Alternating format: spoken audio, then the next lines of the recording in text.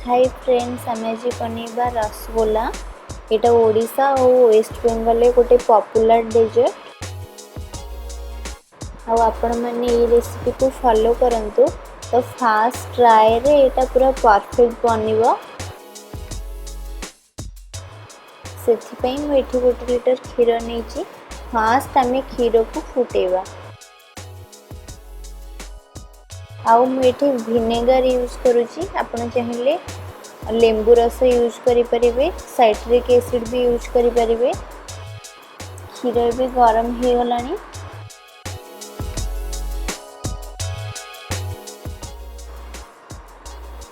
एबे टिके टिके विनेगर पकेकी आपको भल से गोलेबा जे जाए हमर छेनाटा न बनीची। एबे छेनाटा बनी गलानी। याकू आम एबे कौन करबा ना छाणी की गोटे थर धोई दबा और पानी को भल से चिपुड़ी दबा। तापरे आमे रसगोला बनेबा। मैं भी छेनाटा को भल से छाणी देची। आमे एबे याकू चकटिबा।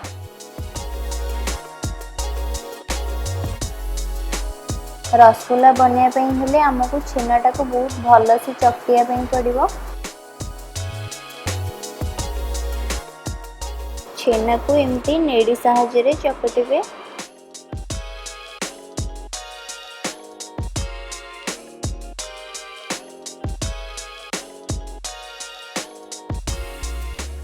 देखंतु एबे छेनाटा बहुत भल से चकटी हो गलानी।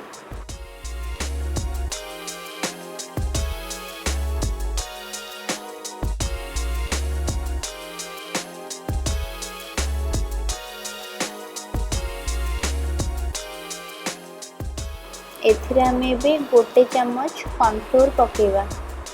कहीं ना कॉर्नफ्लोर रे रसगोलाटा बहुत बढ़िया बनी थाए, पूरा होटेल परिका बने। आउ रसगोलाटा हमर जमा फाटिबनी।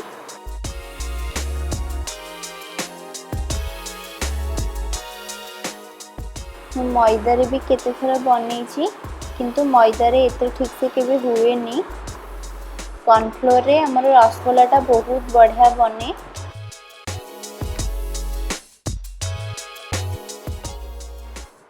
कॉर्नफ्लोरटा छेना सह भल से मिसी गलानी। आम एबे जीवा सीरा बनया पे। देखो सीरा बनया मुझे गोटे कड़े नहीं मु गोटे बाउल चीनी पकाउची। गोटे बाउल चीनी रे 3 बाउल पानी पकेबे और फुटेबे। देखो एबे सीराटा हमर बनी गलानी। आपण एथिरे गुजराती भी पकई परिबे। मु एबे गोटे बाउल नहीं से मुझे सीरा काढ़ी फ्रिज रे रखिया पई नेबी। आम जो छेनाटा चकटिकी रखी थिले से आम एबे छोट छोट बॉल बनेबा। एमती छोट छोट बनेबे कहीं रसगोलाटा फुलिकी पूरा डबल हो जिवो। सीरा बनी थिला एबे सेथिरे आमे से जो बॉल गुडा को पकेबा।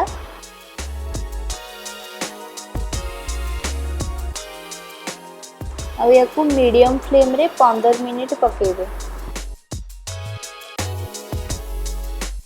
देखंदु 15 मिनिट पर रसगोला फुलिकी पूरा डबल हो जाइए।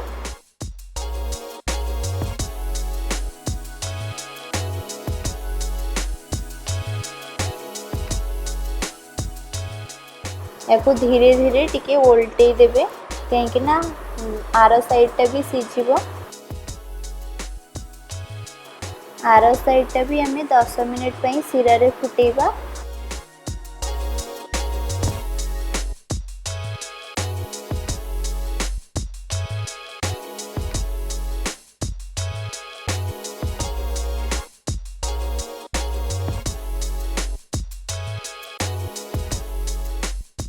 देखंतु एबे रसगोला बहुत भल से बनी जाइए। आमे जेतिकी छोट छोट बॉल बनी थिले सेटा एबे पूरा डबल हो जाइए।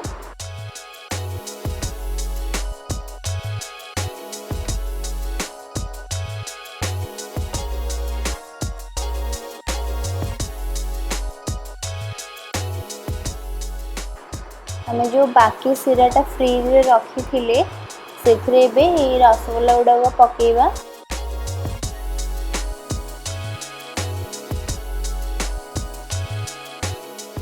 यहाँ फास्ट ट्राए रे पूरा परफेक्ट बनिबो।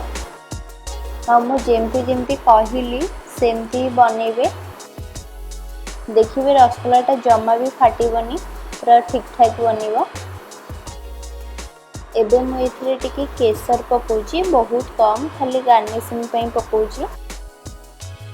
आपण को स्किप भी करि परिबे। देखंतु एटा केते स्पंजी बनी छी। मो रेसिपी आपण मानको भल लागु थाए ताहले लाइक कमेंट निश्चय करिवे। आ जदि नेक्स्ट वीडियो देखिया पई चाहूचंती ताले सब्सक्राइब करिया को भूलिबेनी।